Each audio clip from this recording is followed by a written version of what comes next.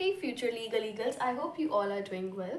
तो rule against perpetuity को समझने के लिए एक एग्जांपल से समझते हैं कि आपकी ग्रैंड मम या ग्रैंड डैड है, यानी दादा दादी नाना नानी, उन्होंने अपनी प्रॉपर्टी किसी अनबॉर्न को ट्रांसफ़र कर दी जो कि अभी पैदा भी नहीं हुआ। तो क्या ये ट्रांसफ़र लीगल है? बिल्कुल भी नहीं। और वो भी अगर ये कंडीशन लगा दे हो कि अगर ये अनबॉर्न 40 साल का होगा तभी ये प्रॉपर्टी इसको मिलेगी, तो यहाँ पे तो और डिले भी आ गया, तो ये तो बिल्कुल ही वॉइड है। तो परपेचुइटी का मतलब होता है फॉर एवर, यानी हमेशा के लिए। और लॉ कहता है किसी भी प्रॉपर्टी को हमेशा के लिए किसी के नाम रिजर्व करके रखना तो नॉट अलाउड। प्रॉपर्टी का ट्रांसफर किसी फ्यूचर के अननोन इंसान के लिए, वो भी इतनी दूर फ्यूचर में जो पैदा भी नहीं हुआ, तो लॉ कहता है भाई साहब ये ट्रांसफर तो वॉइड है। रूल अगेंस्ट परपेचुइटी है, ये सेक्शन 14 में आता है of transfer of property act 1882।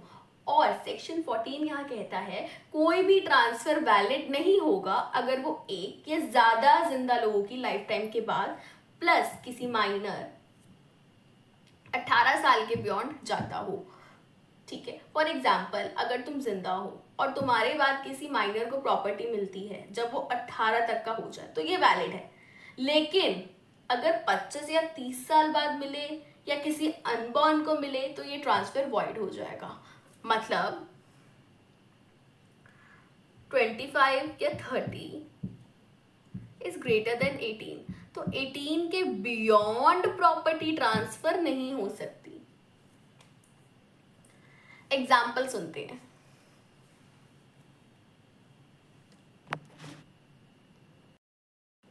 अब एक बार एक एग्जाम्पल से रूल अगेंस्ट परपेचुइटी को समझते हैं। यहाँ पर ए कहता है कि मैं अपनी प्रॉपर्टी बी को दे देता हूँ लाइफ टाइम के लिए, प्लस ए ये भी कहता है कि मैं अपने अनबॉर्न पोते को भी ये प्रॉपर्टी दूंगा जब वो लेट्स से 25 साल का हो जाएगा। तो क्या ये ट्रांसफर लीगल है? नहीं, ये ट्रांसफर शुरू से ही वॉइड कहला दिया जाएगा। क्यों?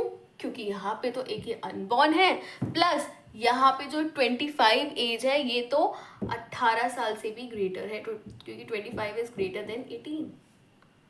तो 18 से बियॉन्ड तो आप प्रॉपर्टी को ट्रांसफर वैसे ही नहीं कर सकते। एक दूसरा एग्जाम्पल लेते हैं। यहाँ पे ए कहता है कि मैं अपनी प्रॉपर्टी बी को ट्रांसफर कर रहा हूँ फॉर लाइफ के लिए, लेकिन उसके बाद ये प्रॉपर्टी सी को जाएगी जो कि बी का चाइल्ड है। ठीक है, और ये प्रॉपर्टी इसको तब जाएगी जब ये 18 प्लस का हो जाएगा, और ये बॉर्न चाइल्ड है, ये ऑलरेडी बॉर्न चाइल्ड है। तो क्या ये ट्रांसफर लीगल है? यस, ऑब्वियसली ये लीगल है, ये वैलिड है। क्यों? क्योंकि एक तो ये बॉर्न चाइल्ड है, प्लस यही तो बोला है कि अभी बच्चा छोटा है, बाद में 18 प्लस का हो जाएगा तब प्रॉपर्टी मिल जाएगी, तो ये ट्रांसफर वैलिड हुआ। ठीक है, अब इसके रूल ऑफ परपेचुइटी के कुछ एक्सेप्शंस भी होते हैं, जहां पे 18 से अगर 18 साल से ज़्यादा लगे प्रॉपर्टी ट्रांसफ़र करने के लिए तो वो वैलिड माना जाएगा। वो देखते हैं एक्सेप्शंस कहाँ कहाँ पे वैलिड माने जाते हैं। तो रूल अगेंस्ट परपेचुइटी के ये 4 एक्सेप्शंस होते हैं जहाँ पे प्रॉपर्टी जो है वो 18 के बियॉन्ड भी ट्रांसफ़र हो सकती है। फॉर एग्जाम्पल चैरिटी, अगर प्रॉपर्टी किसी स्कूल, मंदिर, ऑर्फनेज के लिए ट्रांसफ़र हो रही है तो रूल अगेंस्ट परपेचुइटी अप्लाई नहीं होगा। वेस्टेड इंटरेस्ट, मैंने ऑलरेडी ये वीडियो बना दी है इस वीडियो से पहले, what is the difference between vested interest and contingent interest. अगर आपने अभी तक वो नहीं देखी है तो मैं आई बटन में डाल दूंगी, आप आई बटन पे क्लिक करके वो वीडियो देख सकते हैं। तो वेस्टेड इंटरेस्ट, अगर इंटरेस्ट फिक्स है, बस पोसेशन बाद में मिलना है, तो रूल ऑफ अगेंस्ट परपेचुइटी यहाँ पे भी नहीं लगेगा। ठीक है, कॉन्ट्रैक्ट या लीज, बिजनेस या प्रॉपर्टी कॉन्ट्रैक्ट में थोड़ा फ्लेक्सिबिलिटी मिलता है। ठीक है, ट्रस्ट या कंपनीज, प्राइवेट फैमिली ट्रस्ट या कुछ पब्लिक पर्पस वाले ट्रांसफर्स अलाउड होते हैं। तो ये कुछ 4 एक्सेप्शंस है जहाँ पे रूल अगेंस्ट परपेचुइटी नहीं लगता। ठीक है, अभी हम साथ में इसके 3 केस लॉज देखेंगे जिससे हमें ये कंसेप्ट थोड़ा और पक्का हो जाए। अब देखते हैं कुछ लैंडमार्क। तो पहला लैंडमार्क है गिरिजेश दत्त वर्सेस दाता देन 1934। तो एक आदमी ने यहाँ पे क्या करा, अपनी प्रॉपर्टी जो है अपने अनबॉर्न पोते के नाम ट्रांसफर कर दी, जिसने फ्यूचर में होना था, जो भी पैदा भी नहीं हुआ।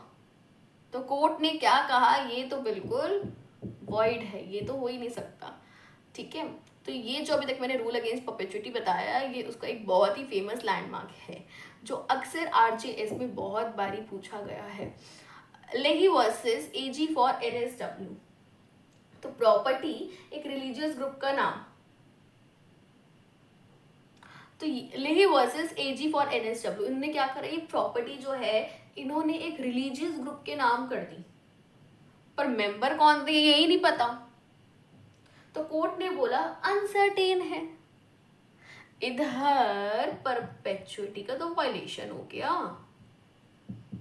तुमने परपेचुइटी तो वायलेट कर दी, परपेचुइटी का तो वायलेशन हो गया। तो कोर्ट ने बोला नॉट अलाउड। एक केस है, कुछ चालाक लोग होते ना कि लॉ ने डायरेक्टली मना करा तो हम इनडायरेक्टली काम कर लेते हैं, तो ये उसी केस में से एक केस है। तो यहाँ पे क्या हुआ ना, अब जैसे कि ये तो अलाउड है ही नहीं, लॉ ने बोला कि भाई ऐसे अनबॉर्न को तो प्रॉपर्टी ट्रांसफर करते ही नहीं। तो यहाँ पर क्या हुआ, इस केस में ट्राई क्या करा, कर ही दिया, will say property unborn person को फ्यूचर में देना चाहा। इन्होंने सोचा कि चलो भाई विल से प्रॉपर्टी ट्रांसफर कर देते हैं, विल तो कर ही सकते हैं। तो यहाँ पे कोर्ट ने बोला आपने इनडायरेक्टली रूल तो ब्रेक कर दिया, ये भी नॉट अलाउड है और ये भी वॉइड है।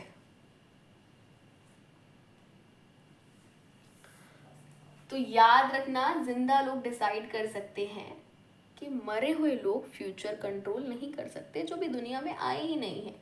इसलिए लॉ ने रूल अगेंस्ट परपेचुइटी बनाया।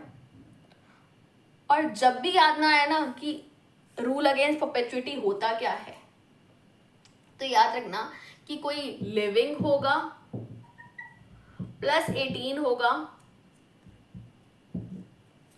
तो वैलिड है, उसके बाद वॉइड है। लॉ सिंपल है, बस अप्रोच स्ट्रांग होनी चाहिए। So that's it for today's video. Thank you.